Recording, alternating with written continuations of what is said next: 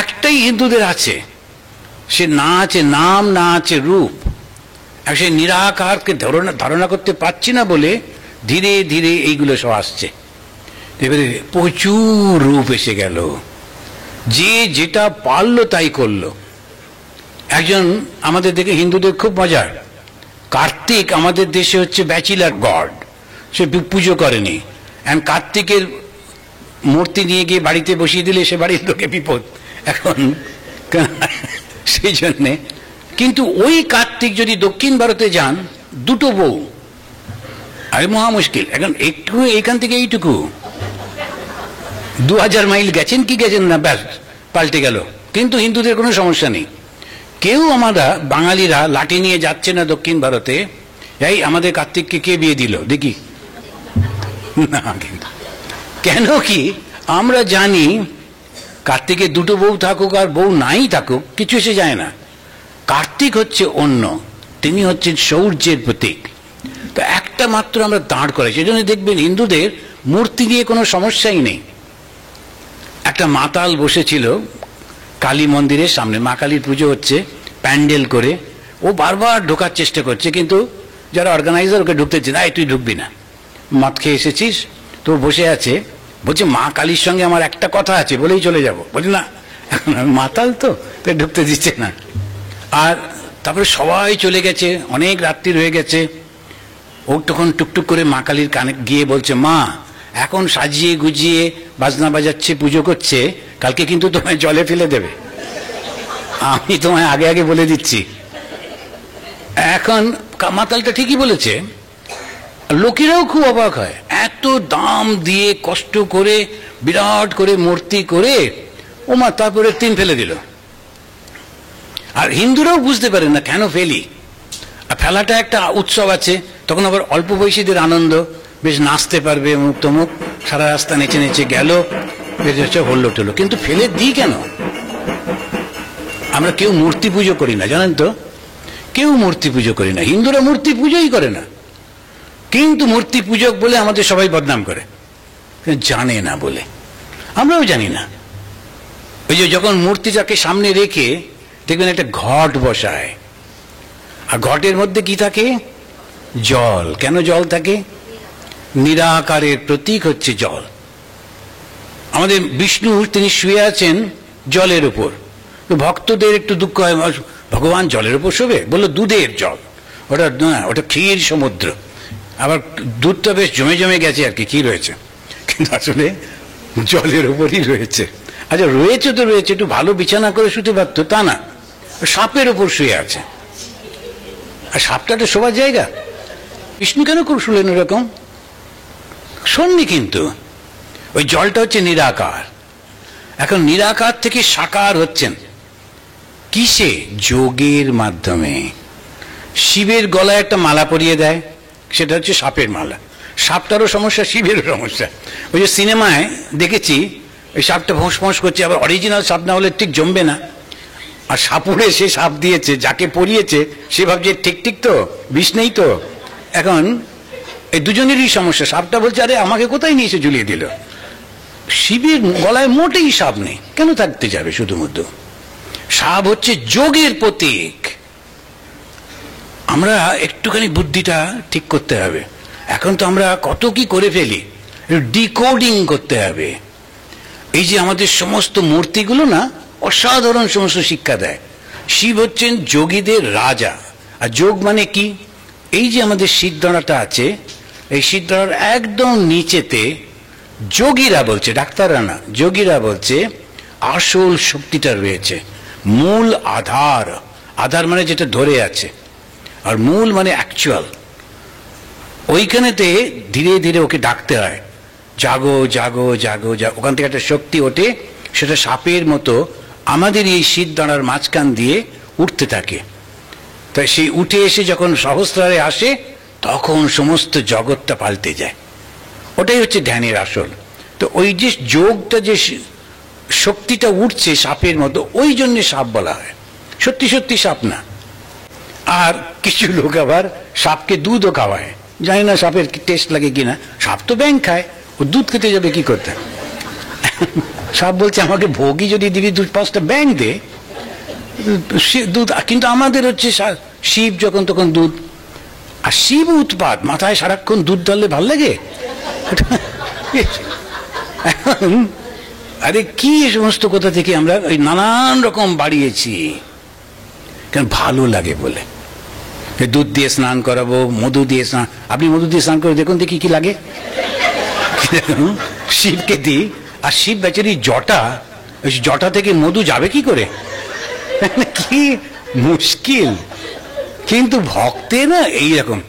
আজকেই আমি আসছিলাম মিদনাপুর শহর থেকে, একজন মহিলা, তিনি খুবই ভক্ত, ছুটে এসে আমি বললাম একটু দাঁড়ান, আমি ছায়ায় দাঁড়াই। ওই রোদ্দুরে দাঁড় করেই প্রণাম করছে। ভক্ত একটু অত্যাচার করবেই, শিবও সেইভাবে যাকে যা করছিস করে নে, আমি দেখে নিচ্ছি।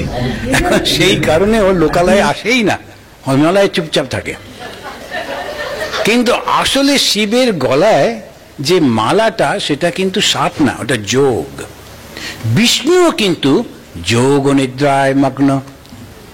সেই বীরেন্দ্র কৃষ্ণের গলা শুনলে আমাদের গায়ে কাঁটা দেয়। কিন্তু এই যে বিষ্ণু যোগ নিদ্রায় মগ্ন, সেই যোগটা বোঝাবে কি করে ওই সাপটা? সেই জন্য ওই সাপ। এখন এই কথাগুলো কেন বলছি? বোঝার জন্যে, আমাদের জন্যেই এত রূপ হয়েছে। ভক্তানাম অনুকম্পার্থম ব্রহ্মণ রূপ কল্পনা। ব্রহ্মের রূপ কল্পনা করছি আমরা ভক্তানাম, ভক্তদের জন্যে, অনুকম্পার্থম, তাদের কৃপা করবার জন্যে, ব্রহ্মণ, ব্রহ্মের, যিনি নিরাকার সর্বব্যাপী চৈতন্যময়, তার রূপ কল্পনা। হিন্দুরা মোটেই মূর্তি পুজো করে না, শুধু পুজো করে ওই মূর্তিটা সামনে রেখে, তখন মনটা একাগ্র হয়।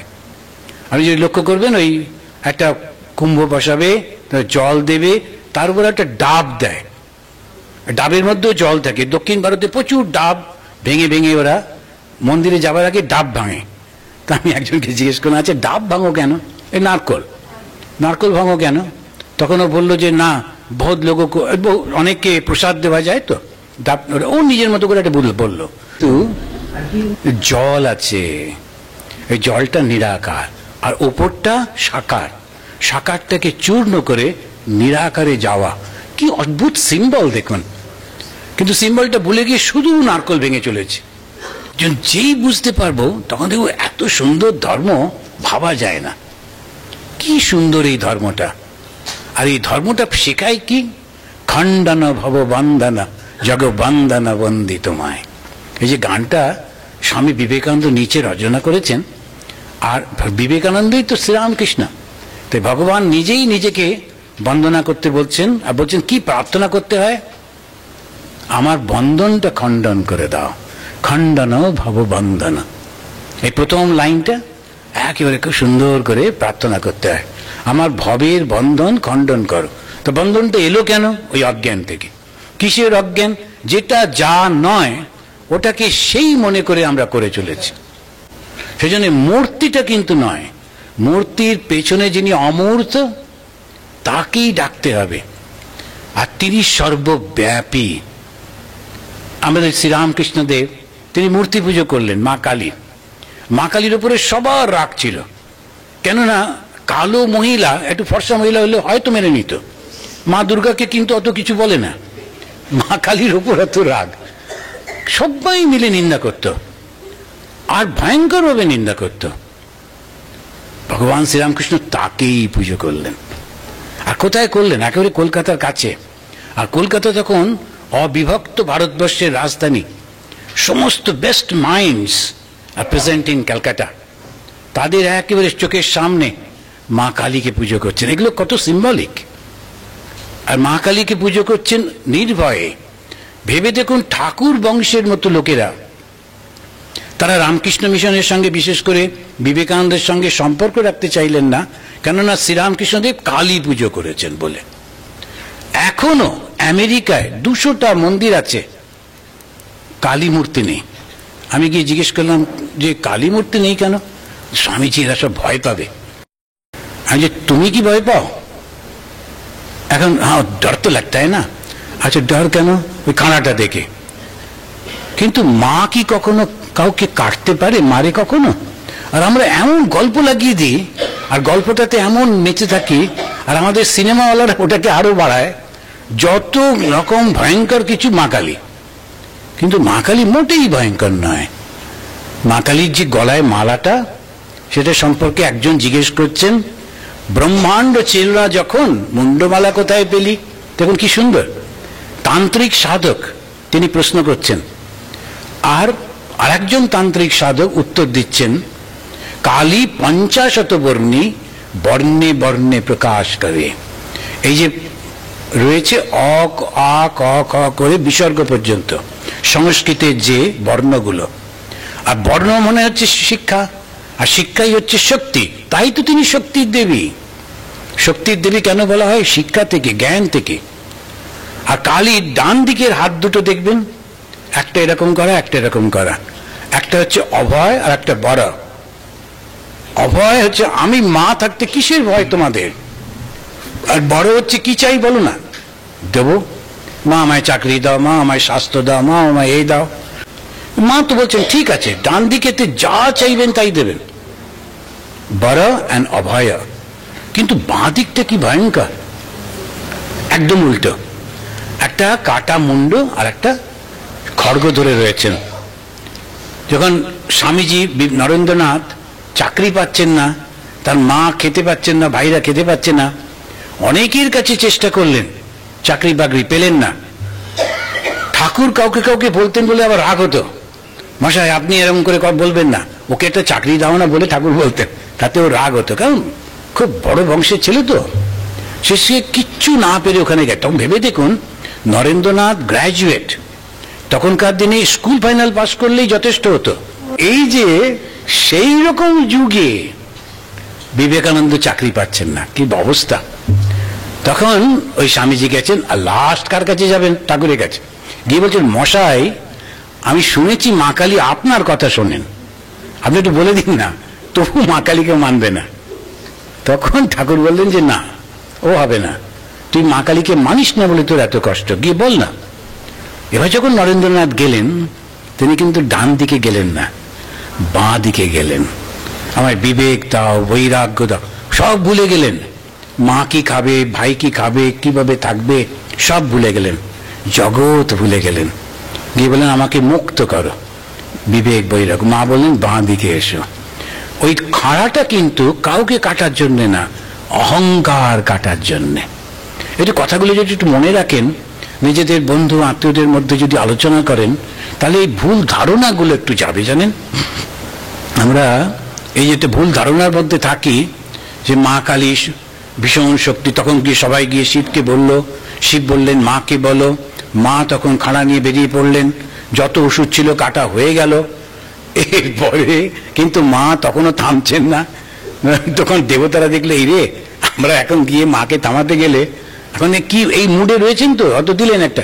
সেই জন্য ওরা রিক্স না নিয়ে শিবকে বলল, শিবও বললো না না আমি রিক্স নেবো না, গিয়ে শুয়ে পড়লো কাছাকাছি। এখন এইসব গল্প শুনে কি ভালো লাগে। স্বামীর বুকে পা লাগায়, মা লজ্জা পেয়ে জিভ কেটে দাঁড়ালেন, আমরা ভীষণ খুশি হই, কি সুন্দর গল্প। কিন্তু গল্পটার পেছনেটা দেখতে হবে তো। এই গল্পগুলো শুধু আকর্ষণ করবার জন্যে। কিন্তু মা আর শিব কি আলাদা? না, কিন্তু একই শক্তি। যখন শুধু জ্ঞান কিন্তু চুপ করে রয়েছেন, ওই তখন শিব। আবার যখন ক্রিয়াশীল তখন হচ্ছে, তো মায়ের গলায় যে মুন্ড মালা জ্ঞানের প্রতীক, আর জ্ঞান হচ্ছে শক্তি, আর সেই জন্য উনি শক্তি দেবী। আবার যে জ্ঞান হলে তো হয় না, জ্ঞানের সঙ্গে সঙ্গে কর্মটাও তো চাই। এখন সেই কর্মটার জন্য মায়ের কোমর থেকে দেখবেন হাতগুলো ঝুলছে। তবে চিহ্নগুলো একটু অন্যরকম করলেও পারত, যদিও, কিন্তু এমন চিহ্ন দিয়েছেন যেটা একবারে ভীষণ অব্যক্ত, মানে সম্পূর্ণভাবে জিনিসটাকে বোঝাবার জন্যে যেটাকে ব্যক্ত করছেন। আর সেটাই হচ্ছেন মা কালী। সর্বব্যাপী বলে তার কাপড় নেই, ওর থেকে বড় কিছু পাচ্ছেন না তো। আমাদের আর একজন দেবতার গল্প বলি, তিনি হচ্ছেন জগন্নাথ। না আছে পা, না আছে হাত, না আছে চোখের পাতা, কি ভয়ঙ্কর। আমরা তো দেখলে অভ্যস্ত হয়ে গেছি, তাই হঠাৎ করে কারোর সঙ্গে এমনি করে জগন্নাথ ধরলে ও উল্টে পড়ে যাবে অজ্ঞান হয়ে। তুমি যে আমাদের জগন্নাথ, সে কি প্রণাম করো? আরে প্রণাম কোথায় করবো, পাটাই তো নেই। আর আমরা আবার একটু না, ঠাকুরের পা নেই বলে সোনার পা তৈরি করে রেখে দিয়েছে। আমি যে এবার দেখতে গেছিলাম, ওরা নিয়ে গিয়ে গর্বের সঙ্গে দেখাচ্ছে, এ দেখুন এটা হচ্ছে ভগবানের সোনার পা। মূর্খ, ভগবানের পায়ের দরকারই হয় না, কেননা উনি সর্বব্যাপী। আমাদের দরকার হয় আমরা এখান থেকে ওখানে যাব বলে, সমস্ত কিছুর মধ্যে তিনি রয়েছেন। এখন তার পা লাগবে কি করতে? ওই জন্যে পা নেই। কিন্তু আমরা গল্প কি বানালাম? প্রত্যেক বছর রথের সময় পণ্ডিতরা টিভিতে এসে বসে একটা কাঠ ভেসে এলো, সেই কাঠ থেকে রাজা বললেন, তারপরে একজন এসে বলল শেষ হবার আগে কিন্তু দেখবে না। রাজা দেখলেন আগে ভেতরে টুকটুক করছে, কিন্তু কবে কাজ শেষ হবে? তো ফটাং করে দরজা খুললেন আর ও চলে গেল। ওই অবস্থা। এটা তো গল্প না, আসল তো নয়। তো ভগবান হচ্ছেন সর্বব্যাপী। ওই জন্য মূর্তিটা আমরা শুধু সাহায্য নিই। ভগবান শ্রীরামকৃষ্ণ পুজো করলেন মা কালীর, করবার পর যখন দর্শন হচ্ছে তখন কিন্তু মা কালীর দর্শন হচ্ছে না। তিনি বলছেন যে ঢেউয়ের মতো আলো, জ্যোতি, সেটা সমস্ত মন্দির সব কিছু আমাকেও ভাসিয়ে দিল, সব কিছুর মধ্যে তিনি রয়েছেন। এই নিরাকারের তখন তার দর্শন হচ্ছে। পরে তিনি বলছেন মা দেখা দে দেখা দে, তারপরে রূপের মধ্যে খেলা করছেন। তাহলে একটা নিরাকার একটা সাকার, আর নিরাকার আর সাকারটা আমাদের সুবিধের জন্য। তো ধর্মটা কি? সত্যটা কি জানা। সত্যটা কি? আমি কিন্তু এই শরীরটা নই, আমি এই মনটা নই, আমি হচ্ছি চৈতন্য। কিন্তু চৈতন্যটার কাছে পৌঁছতে গেলে প্রথমে শরীরটা নিয়ে শুরু করতে হবে। ভূতেশানন্দজি মহারাজকে একজন ওই ডাক্তার এসে বলেছে, মহারাজ আপনি কিন্তু এক্সারসাইজ করতে হবে। তা আমরা তখন ব্রহ্মচারী যেতাম মহারাজের কাছে কাঁকুড়গাছিতে। তা ওর যে সেবক ছিলেন তিনি বলছে, মহারাজ এখন এক্সারসাইজের টাইম হয়েছে। বলছে কি করতে হবে? বলে হাত তুলতে হবে। বলছে দেখা। তখন ব্রহ্মচারী হাত তুলে দেখিয়েছে। তারপরে কি করতে হবে? এরকম করতে হবে, এসব করছে। তো সমস্তটা করিয়েছেন ওকে দিয়ে বসে বসে করে, বলছেন এই তো আমার হয়ে গেল। ও বলছে হয়ে গেল মানে কি? আমি করলাম, আপনি কি করে? বলছে তুই জানিস না, বেদান্তে বলেছে সমস্ত জীবই তো আমি, তোর করা আর আমার করা কি আলাদা? এখন এই মজার করলেও আসলে কিন্তু সবটাই আমরা। কিভাবে? এবার একটু বলুন। এই যে মাইক্রোফোনে কথা বলছি, ওই যে এসিটা চলছে, এই যে লাইটগুলো কোনোটা গোল কোনোটা চৌকো, এরা আলাদা কি না? আলাদাই তো। রূপটা আলাদা, নামটা আলাদা, বড় বড় টিউব লাইট, চেহারাটা আলাদা, রংটা আলাদা, কর্ম আলাদা। মাইক্রোফোন একরকম, ও একরকম, কিন্তু এর ভেতরে একটা কমন জিনিস আছে, ইলেকট্রিসিটি। এখন এই পাওয়ারটা ইলেকট্রিসিটি আছে বলে সবটা কিন্তু কমন, যদিও এরকম আলাদা। আমরাও কিন্তু তাই। ওই পশু পাখি কীট পতঙ্গ গাছপালা মানুষ সবার মধ্যে চেতনা রয়েছে। ওই চেতনাটাকে জানতে পারলেই তখন কিন্তু হচ্ছে জ্ঞান। আর সেটা কি হবে? এক হচ্ছে গ্রামেতে জল এক বালতি বাইরে রাখে, সূর্যের আলো একদম গরম হয়ে যায়, বেশ উষ্ণ জলে স্নান করে। এখন সূর্যের রিফ্লেকশনেই সবকিছু হচ্ছে। ঠিক তেমনি যে স্বয়ং চৈতন্য যিনি, তিনি কিন্তু আমাদের ভেতরে নেই, ওই চৈতন্যের রিফ্লেকশনে সব হচ্ছে। এবারে রিফ্লেকশনেই যদি আলো হয়, এইরকম শক্তি হয়, তাহলে সত্যিকারের ওইটা পেলে কি হবে? ওই পাওয়ার যে চেষ্টা, তাকে বলে ধর্ম। কালকে থেকে আবার শুরু হবে। Thank you.